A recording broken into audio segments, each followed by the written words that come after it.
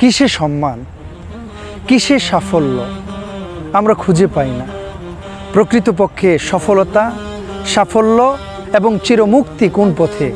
আল্লাহ রাব্বুল আলামিন কোরআনুল কারীমে বলছেন, ইকরা বিস্মি রাব্বিকাল্লাযী খলাক।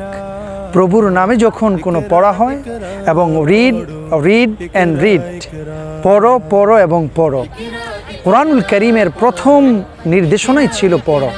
সুতরাং পড়াতেই মুক্তি এবং পড়াতেই সফলতা।